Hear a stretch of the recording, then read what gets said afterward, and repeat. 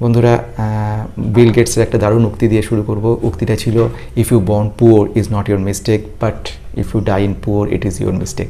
তো বন্ধুরা, এটা এমন একটা বিষয় নিয়ে আলোচনা করছি যেখানে বিল গেটস উনি বলেছেন যে গরিব হয়ে জন্মগ্রহণ করাটা কোনো অপরাধ নয়, কিন্তু অপরাধটা হলো গরিব হয়ে মৃত্যুবরণ করা। আসুন বন্ধুরা, ডিফেন্স সেক্টরের একটা দারুণ স্টক, কিন্তু খুব রিস্কি, একেবারে micro cap company.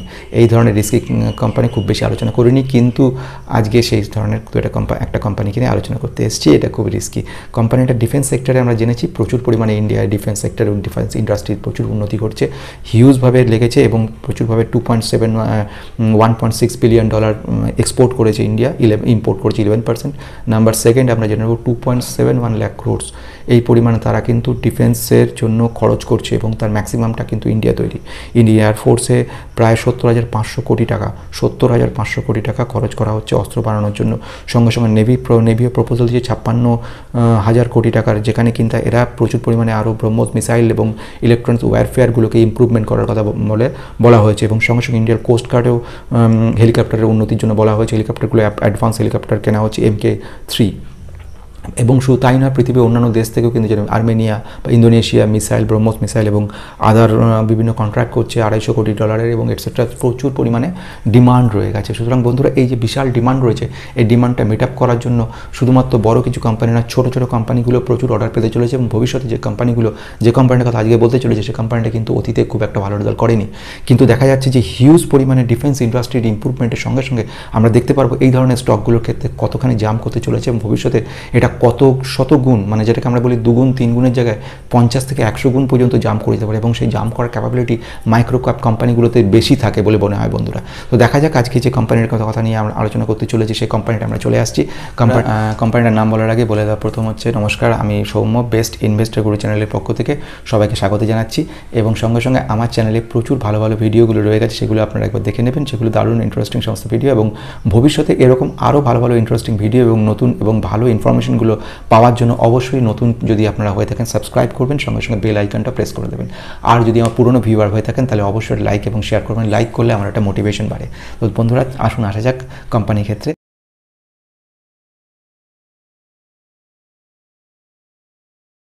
Apollo micro system limited.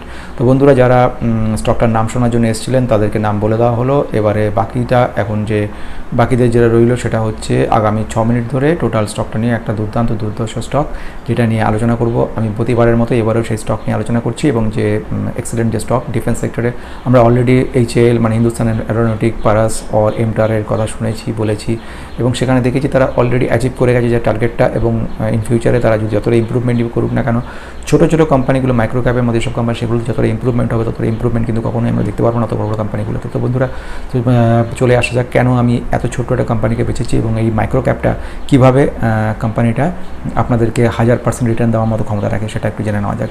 এটা একটা ডিফেন্স কোম্পানি, ডিফেন্সের ইনস্ট্রুমেন্ট তৈরি করে। এদের যে মেন কাজ সেটার মধ্যে আছে ডিজাইন, ডেভেলপমেন্ট এবং সঙ্গে সঙ্গে ট্রেডিং, এ ধরনের সমস্ত কাজই করছে ডিফেন্সের ওপরে। এবং এর অ্যাসেম্বল করছে, সঙ্গে সঙ্গে অ্যাসেম্বলের সঙ্গে সঙ্গে ডেভেলপমেন্ট, টেস্টিং, সমস্ত কাজই করছে। ইলেকট্রনিক্স এবং ইলেকট্রনিক ইকুইপমেন্ট সেগুলোর ক্ষেত্রে এদের যে কাজকর্ম থাকে সেটা হচ্ছে মিশন এবং টাইম ক্রিটিক্যাল ধরনের যে কাজগুলো হয় সেগুলোর ক্ষেত্রে হাই পারফরমেন্সের কাজকর্ম করে থাকে। এবং সঙ্গে ডিফেন্সের ক্ষেত্রে কাজে লাগে, স্পেস সিস্টেমে কাজে লাগছে, এবং সঙ্গে সঙ্গে হোমল্যান্ড সিকিউরিটি ক্ষেত্রে মিনিস্ট্রি অফ ডিফেন্স, এদের যে বড় ক্লায়েন্টের ministry of defence, government control, public sector undertaking এবং প্রাইভেট সেক্টর, সব ক্ষেত্রে কিন্তু এদের কাজে লাগছে এই যে প্রোডাক্টগুলো। কাস্টমার যারা রয়ে গেছে তারা সব বড় বড় কাস্টমার, ম্যাক্সিমাম হচ্ছে গভর্নমেন্ট কাস্টমার। সুতরাং বুঝতে পারছেন এর সিকিউরিটিটা কতটা সাংঘাতিক। তো সেই অনুযায়ী এই কোম্পানির ক্ষেত্রে দেখতে পাচ্ছি আমরা যে মিনিস্ট্রি অফ ডিফেন্স MOD অথবা ডিফেন্স রিসার্চ মানে DRDO যাকে বলা, defence research and development organisation, তার সঙ্গে আমরা যাচ্ছি BrahMos aerospace private limited, তারপরে ভারত অ্যারোনটিক্স লিমিটেড এবং ইসরো, এরা সবাই কিন্তু এদের ক্লায়েন্ট, বড় বড় ক্লায়েন্ট রয়েছে। এবং এছাড়া আরও অনেক প্রাইভেট ক্লায়েন্টও রয়েছে। তো এবারে চলে আসে রিসার্চ অ্যান্ড ডেভেলপমেন্টের ব্যাপারে প্রচুর এরা কাজ করছে এবং কন্টিনিউয়াসলি বড় বড় অর্ডারও পেয়ে গেছে রিসার্চ অ্যান্ড ডেভেলপমেন্টের ব্যাপারে। অ্যারোস্পেসের উপরে কাজ করছে এবং সঙ্গে সঙ্গে স্পেসের কাজ করছে, ডিফেন্সের যে মিসাইল ইকুইপমেন্ট সেগুলো তৈরি করছে। এবং এর আমরা বলছি যে সাবসিডিয়ারি যেটা রয়েছে, সাবসিডিয়ারির মধ্যে রয়েছে অনন্যা SIP আরএফ মানে রেডিও ফ্রিকোয়েন্সির উপরে কাজ করছে। এরা একটা কোম্পানিকে নিয়েছে, অ্যাকোয়ার করেছে, নিয়েছে, অধিগ্রহণ করেছে। সেই কোম্পানিটা হচ্ছে অনন্যা এসআইপি। আরএফ মানে রেডিও ফ্রিকোয়েন্সির ব্যাপারে, এবং সেখানে যে মাইক্রোওয়েভ কম্পোনেন্টসের কাজ করছে এবং সঙ্গে সঙ্গে লো টেম্পারেচারে যে সমস্ত ইনস্ট্রুমেন্টগুলো আছে, কোপ ফায়ার সেরামিক্সগুলো আছে, সেই ধরনের টেকনোলজি, মানে হিউজ দুর্দান্ত সমস্ত টেকনোলজির উপরে কাজ করছে। এবং ছোটো কোম্পানি কিন্তু এদের যে এত বড় এদের এরিয়া নিয়ে কাজ করছে, যেটা ভাবা যায় না, এক্সিলেন্ট। এদের ম্যানুফ্যাকচারিং ইউনিট রয়েছে একমাত্র হায়দ্রাবাদে, এবং ভবিষ্যতে আরও জায়গায় আসতে চলেছে। আমরা যখন এরপরে লাস্ট ফেজে আমরা যখন দেখে নেবো এই বাকি পার্টটা, তখন আমরা বুঝে নেবো। তো বন্ধুরা, অর্ডার বুকের মধ্যে দেখতে পাচ্ছি 280 কোটি টাকার একটা অর্ডার ইমিডিয়েটলি পেয়েছে, এবং ফোকাস করেছে প্রেজেন্টলি সেটা হচ্ছে বিভিন্ন নতুন ডিফেন্স সিস্টেমের উপর। ইন্ডিজিনিয়াস ডিফেন্স যে প্রোগ্রাম ভারত গভর্নমেন্টের তরফ থেকে চলছে, সেই প্রোগ্রামে এরা লক্ষ্য রেখেছে। তো বন্ধুরা, এটা একটা দারুণ সুযোগ এই কোম্পানিটাকে করা। তাহলে বন্ধুরা, এর মধ্যে আমরা জেনে নিলাম বিজনেস টোটাল অ্যাডমিনিস্ট্রেশন ব্যাপারটা, বিজনেস মডিউল ব্যাপারগুলো দেখে নিলাম, বিজনেস স্ট্র্যাটেজি দেখে নিলাম, ফোকাস দেখে নিলাম। এইবার আমরা চলে আসছি ফাইন্যান্সিয়াল অ্যানালিসিস ব্যাপার। ফাইন্যান্সিয়াল অ্যানালিসিসটা খুব গুরুত্বপূর্ণ এই ধরনের ছোটো ছোটো কোম্পানির ক্ষেত্রে। সেখানে এর মার্কেট ক্যাপিটালাইজেশন হচ্ছে 819 কোটি, মাত্র একেবারে ছোট্ট কোম্পানি, মানে ভয়ানক রিস্কি কোম্পানি, প্রচণ্ড রিস্কি কোম্পানি, এবং এই ধরনের রিস্কি কোম্পানি। এবং এটা একটি পেনি স্টক টাইপের। 39 টাকা 40 পয়সা হচ্ছে 39 রুপিস এর হচ্ছে কারেন্ট মার্কেট প্রাইস। এবং আমরা দেখেছি যে রিটার্ন অন ক্যাপিটাল এমপ্লয়েড এখানে দেখতে পাচ্ছি রয়েছে 11.5, এবং রিটার্ন অন ইকুইটি দেখছি 6%, এবং এখানে প্রোমোটার হোল্ডিং অ্যারাউন্ড রয়েছে 59% মতো। তাহলে এবং এখানে ডেপ টু ইকুইটি মানে ঋণের পরিমাণ হচ্ছে 0.37, মানে ঋণ তেমন বেশি নেই। রিটার্ন অন ক্যাপিটাল এমপ্লয়েড বা রিটার্ন অন ইকুইটি খুব একটা বেশি ভালো নেই এখন পর্যন্ত। তো নেক্সট যেটা রয়েছে সেটা ইন ফিউচারের ক্ষেত্রে এই কোম্পানিটা আরও বাড়তে চলেছে। আচ্ছা, আমরা যখন দেখে নিই প্রাইস টু বুক ভ্যালু, এখানে কিন্তু হাই ভ্যালু, তো এখানে 2.13 রয়েছে, প্লেজও রয়েছে কিছু পরিমাণে। সুতরাং সেলস গ্রোথ 22.33। কোম্পানিটা প্রেজেন্টলি খুব বেশি মানে ফাইন্যান্সিয়ালি স্ট্রং খুব দেখা যাচ্ছে না, কিন্তু এর যে ইন ফিউচারে এগুলোর গ্রোথ কিন্তু সাংঘাতিক রয়েছে বলে আশা করা যাচ্ছে। কোম্পানি এক্সপেক্ট করছে সামনে কোয়ার্টারে ভালো করবে, এবং এটাও এক্সপেক্টেড রয়েছে যে নেক্সট যে ডেটা কমেছে, কিন্তু নেগেটিভগুলো অনেক বেশি রয়েছে। যেমন সেলস গ্রোথটা আমরা দেখেছি, সেলস গ্রোথের পরিমাণ কম রয়েছে। ওদিক থেকে ডিভিডেন্ড খুব বেশি দিচ্ছে না। প্রোমোটার হোল্ডিং কিন্তু বিগত 3 বছর ধরে কিছুটা কমেছে। এবং আরেকটা ব্যাপার দেখেছি, সেলস কিন্তু এক্ষেত্রে বাড়ছে। আমরা দেখে নিয়েছি সেলস গ্রোথ কন্টিনিউ ইমপ্রুভমেন্ট হচ্ছে। এবং প্রফিট যদি বলি, প্রফিটও কিন্তু দেখা যাচ্ছে, প্রফিট আফটার ট্যাক্স বা পিএটি যেটা বলে, প্রফিট ট্যাক্স, এটাও ইমপ্রুভ হচ্ছে। আমরা যদি দেখে নিই যে স্টক সিএজিআর স্টক প্রাইস, এখানে দেখব 5 বছরে মাত্র 17%। যেহেতু আগে এর খুব বেশি অর্ডার পায়নি, খুবই ছোটো কোম্পানি, অর্ডার বেশি ছিল না, সেজন্য খুব বেশি তো 5 বছর আগে তেমন ইমপ্রুভমেন্ট হয়নি। কিন্তু দেখা যাচ্ছে যে তারপরে মানে ইন ফিউচার দেখা গেছে লাস্ট 3 ইয়ার্সে আমরা দেখতে পাচ্ছি 53%, এবং লাস্ট 1 ইয়ারে 237% জাম্প করেছে। সুতরাং বলা যেতে পারে একদিক থেকে ভালো, কিন্তু প্রচণ্ড রিস্কি, যেটা আমি বলে দিয়েছি। এদের কিন্তু লায়াবিলিটি তুলনামূলকভাবে আস্তে আস্তে লায়াবিলিটি বাড়ছে। সুতরাং এই পয়েন্টটাকে মাথায় রাখতে হবে। এবং যদি আমরা দেখে নিই যে ক্যাশ ফ্লো বিগত বেশ কিছুদিন ধরে যেটা আমরা দেখেছি নেগেটিভ ছিল, কিন্তু এখন প্রেজেন্টলি জিরো, মানে না পজিটিভ না নেগেটিভ। এবং ডেটার্স ডে আমি যেটা বললাম, ডেটার্স ডে 205 ছিল, এখন 180-তে নেমে এসছে। এবং প্রোমোটারের কথা, প্রোমোটার অ্যাপ্রক্সিমেট 63.92 ছিল, ওটা এখন হচ্ছে 59.10, কিছুটা কমেছে। কিন্তু দেখছি ডিআই, ডোমেস্টিক ইনস্টিটিউশন ইনভেস্টার প্রচুর পরিমাণে কিনে চলেছে। আসলে কোম্পানিটার যে প্রেজেন্ট সিচুয়েশন দেখে ওরা বুঝেছে ডিআইআইরা যে ইন ফিউচারে কোম্পানি কিন্তু ভালো করতে চলেছে। তো এইগুলো হচ্ছে মেইন ব্যাপার। এবার লাস্ট পার্টে চলে আসছি। ম্যানেজমেন্টের পক্ষ থেকে বেশ কিছু ইম্পর্টেন্ট কতগুলো পয়েন্ট দিয়েছে, সেটা আমরা ক্যালকুলেট করে সেটা আমরা ডাউনলোড করে নিয়েছি। করে আমি সেখান থেকে আপনাদেরকে যে বলে শোনাচ্ছি। সেখানে প্রথম ব্যাপারটা যেটা হচ্ছে কি ম্যানেজমেন্টের মধ্যে এরা যেটা বলতে চাইছে যে এটা তো নর্মালি ডিফেন্সের উপর কাজ করছে এই অ্যাপোলো মাইক্রোসিস্টেম লিমিটেড, এবং সেক্ষেত্রে এদের যে বক্তব্য সেটা হচ্ছে ইন ফিউচারে ওরা আরও অনেক ইমপ্রুভমেন্ট করতে চলেছে। এবং সঙ্গে সঙ্গে ওরা বলছে যে কতগুলো ইম্পর্টেন্ট পয়েন্ট বলছে, যেরকম লাইট এবং হেভি কিছু টর্পেডো, তারপরে অস্ত্র যেরকম কিছু গিয়ার, অ্যাভয়নিক কিছু প্ল্যাটফর্ম, কিছু রেডিও ফ্রিকোয়েন্সির কিছু ইনস্ট্রুমেন্ট, সেগুলো নিয়ে ওরা গবেষণা চলছে। আন্ডার ওয়াটারে কিছু মাইন্স, তার উপরে কাজ করছে।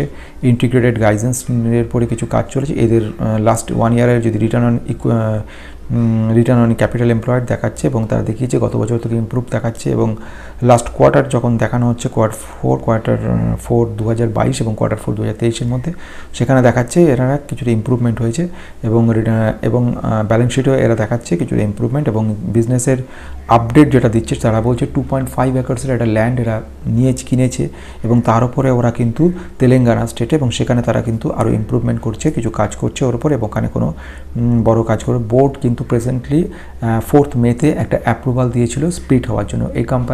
এই স্টকটার বেসিক্যালি প্রাইস ছিল 400-র উপরে, কিন্তু বোর্ড অ্যাপ্রুভাল দেওয়া স্টক স্প্লিট হয়েছে 1:10 রেশিওতে, 10টা টুকরো হয়ে গেছে। তো সেই কারণে তারা করেছে। কোয়ার্টার ফোর ফাইন্যান্সিয়াল 2003-তে ওরা একটা যে প্রজেক্ট পেয়েছে সেটা হচ্ছে 43.98 কোটি। তো এটা একটা important point. And last one ওরা যেটা বলেছে, রিটায়ার্ড একজন সিনিয়র নেভাল অফিসারকে রিক্রুট করেছে এবং সেখানে তাকে প্রেসিডেন্ট হিসেবে কাজ করানো হচ্ছে স্ট্র্যাটেজিক এবং প্রজেক্টের ব্যাপারে, এবং ম্যানেজমেন্ট কিছু কমেন্ট্রি দেওয়া দিয়েছে, সেটাও খুব গুরুত্বপূর্ণ। আমরা যেটা খুব শর্টে সেটা বলে দেবো অনেকটার মধ্যে। সেটা হচ্ছে 1 নম্বর, এদেরকে যে CAGR ছিল আগে কম্পাউন্ডেড অ্যানুয়াল গ্রোথ রিটার্ন, সেটা ওদের ইমপ্রুভমেন্ট হতে চলেছে, সেটা ওরা বলছে। প্রফিটের পরিমাণ বাড়তে চলেছে। EBITDA মার্জিন 21-63 1877 থেকে 21-63-তে আনানো হচ্ছে, এটার ব্যাপারে বলেছে।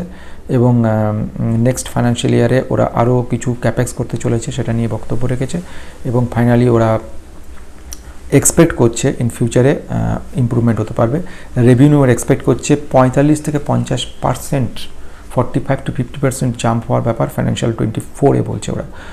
এবং সুতরাং এটা ম্যানেজমেন্টের কথা, এটা কোনো ব্রোকারের ব্যাপার নয় বন্ধুরা, সুতরাং বুঝতেই পারছেন এটা কতটা গুরুত্বপূর্ণ।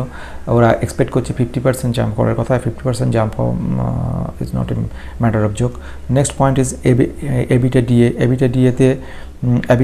ওরা বলছে যেটা 22 থেকে 23% বাড়তে চলেছে, ইনক্রিজ করবে। এবং সঙ্গে সঙ্গে কোম্পানি হেলদি গ্রোথ আশা করছে, প্রচুর অর্ডার পেয়েছে থার্ড পয়েন্টে।